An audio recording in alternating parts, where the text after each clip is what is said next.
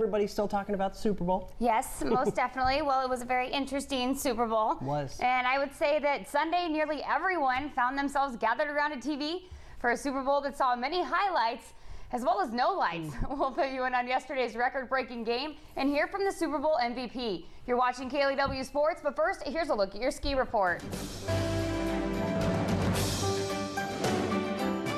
The girls' Division I district tournament continued today with Clearwater Valley taking on Prairie.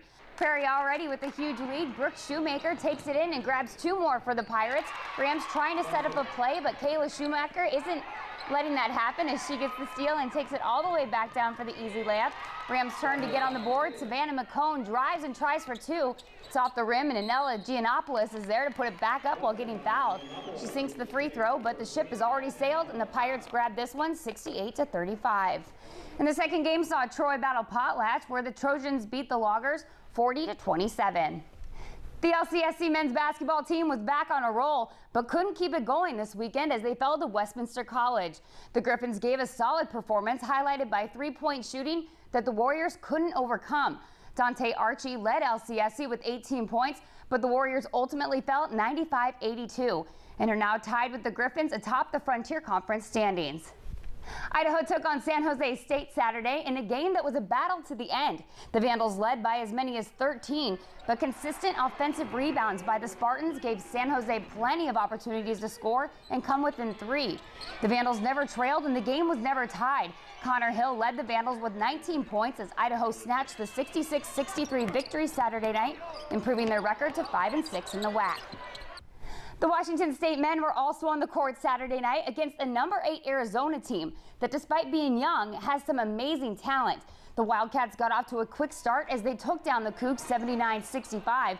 Arizona's Kevin Parham was ejected from the game with 10:42 left in the first for a flagrant foul after throwing an elbow at Devontae Lacey. Outside shooting and a half-court shot at the buzzer by Arizona ended a rough first half for the Cougs. They was able to kick out and hit great threes. I don't feel like they killed us too much down low in the post, but they hit some great shots down there. Brock Modem led with 15 points and moved into 11th on WSU's career scoring list.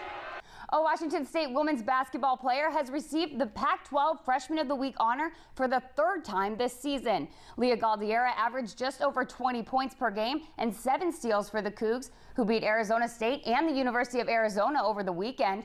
It was WSU's first road sweep of the Arizona schools since the early 90s. Galdiera has scored 20-plus points in 3 straight games and is WSU's leading scorer. Well, we're still in basketball season, but the 2013 signing day is almost here. Come Wednesday, high school seniors can officially sign letters of intent.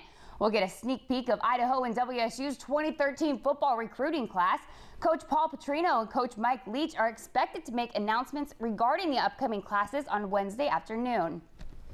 Super Bowl 47 is in the books, and the Baltimore Ravens held on to win the championship. Baltimore head coach John Harbaugh bested his younger brother Jim as the Ravens beat the San Francisco 49ers 34-31. Joe Flacco threw 3 touchdown passes to help the Ravens jump out to a big first half lead.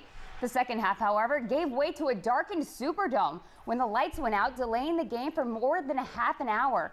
Following the outage, San Francisco came storming back to make it a game.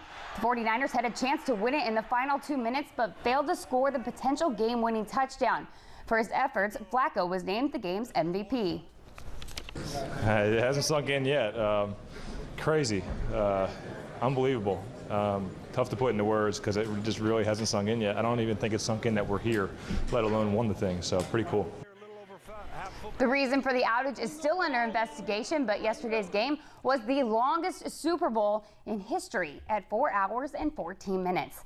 That is definitely a very long game. Did you guys watch the entire thing? Yeah. I watched it. I did too. I recorded it as well. I'm a bad influence on my wife because now she was watching the game going Joe Flacco. That name is good. He has a good name. It's definitely catchy. It just flows off the tongue there, but I'm just sitting there going, oh God, I think I started something. I think you might have. You know what was interesting? No big controversies during the halftime show this year. you know, Yeah, the performance. That's always a good thing, but then the Yeah. power went out. You know, I know, right there's after that. always So something. There has to be something. Thank God it was after the halftime show, though. That's Of true. course, everybody saw Beyonce, so Yeah. there you go. Yeah, that would have been interesting. Keith, final weather. Hey, it's good. It looks like everybody has a shot at showers tomorrow. Come back and we'll tell you more. All right, have a great night. David Lunderman up next.